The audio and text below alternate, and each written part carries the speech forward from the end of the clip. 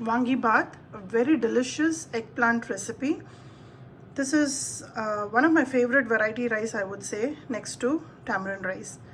Let me show you how to prepare this brinjal rice in my style. It's a very simple preparation. I've added onions to here, but if you don't want to add, you can always avoid it. Let's see how to prepare VangiBath today.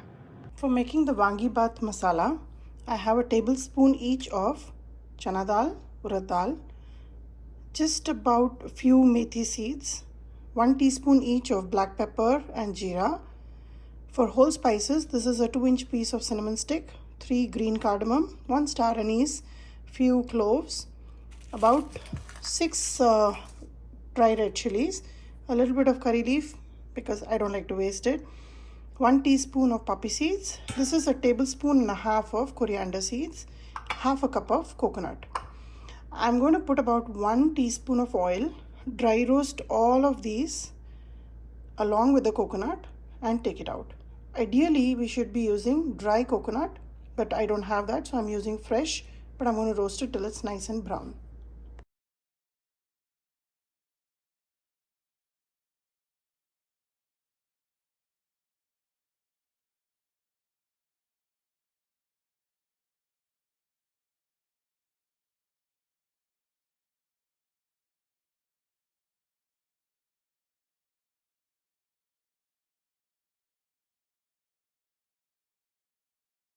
Once all this cools down, I'll make a nice fine powder of it. So that will be your VangiBath masala powder.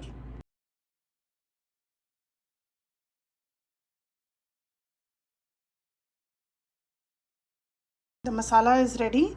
It's very fragrant and extremely flavorful. So we'll keep this aside and let's start preparing VangiBath. I'm taking 1.5 cups of Basmati rice. I'm going to wash and cook them till they are nice and fluffy and strain it out in a sieve. A tip for you, while boiling the rice, after adding some salt, add just a little bit of turmeric powder. This will give the rice a nice color and in the dish it will be nice and even. The rice will be flavored well, it will be colored well, and when we add the masala, it won't look separate from the rice. The rice won't be white and masala won't look like masala is not sticking to it. So this is a great tip, especially when you're making VangiBath and tamarind rice.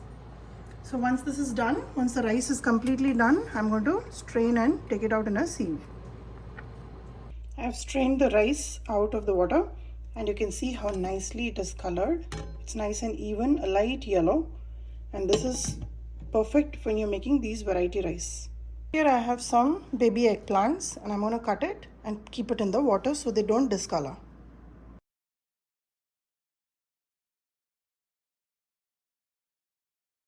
The eggplants are cut and ready. Keep them submerged in water and always cover them up so they don't discolor. I'm taking 1 small onion and I'm going to slice it up nice and thin. I have the rice ready, I have the VangiBath powder ready, I have the onions chopped. Now I'm heating up a kadai with about 4 to 5 tablespoons of oil here. I'm using peanut oil today. And the only tadka I'm going to put for this is some mustard seeds and some curry patta. Then the onions will go in and saute it, and we'll top it up with the brinjals, the eggplants. Oil is nice and warm. Let's add some mustard seeds and let it pop completely before we start adding anything else.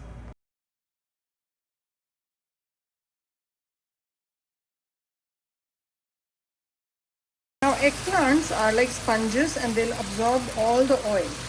So make sure you cook them on medium-high heat so that they don't absorb too much and at the same time they'll cook well. Now I've added a little bit of turmeric and I'm going to add salt for the brinjal. I'm adding about 2 teaspoons here and mix it well, and we'll cover and cook it till the brinjal is nice and soft.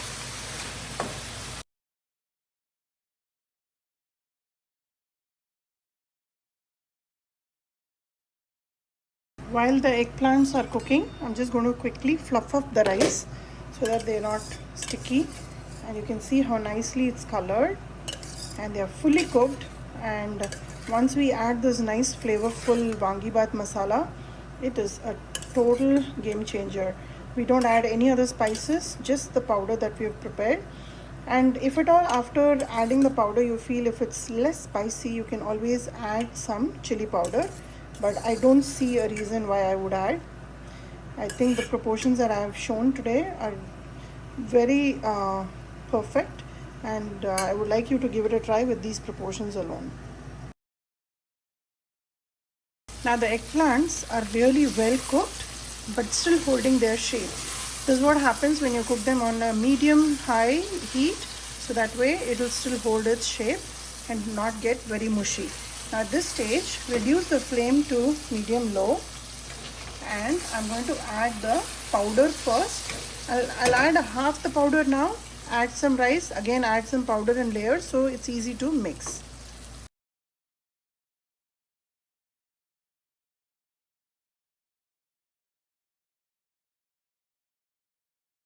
I've mixed the rice with all the masala and brinjal, and now I'm just adding a couple of scoops of ghee on top. This is just for flavor, and if you're not a big fan of ghee, you can totally avoid it.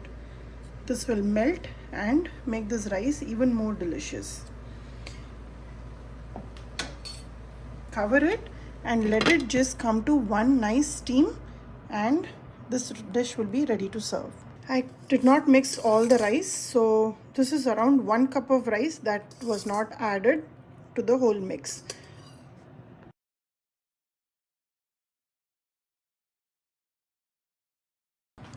The rice was under steam for about 3 minutes now. I'm going to turn off the gas. You can see all the ghee is melted, and just mix it one more time. It has a nice shine of ghee and it smells amazing. My kitchen is I really wish if you could smell this rice. It's very flavorful, very delicious. The one thing that I'm going to add towards the end is a handful of raw curry leaf, which is not roasted in oil, and this will impart a very nice fragrance to this dish. This is ready to serve. Give this recipe a try, like and subscribe my channel, and let me know how this VangiBath turned out for you.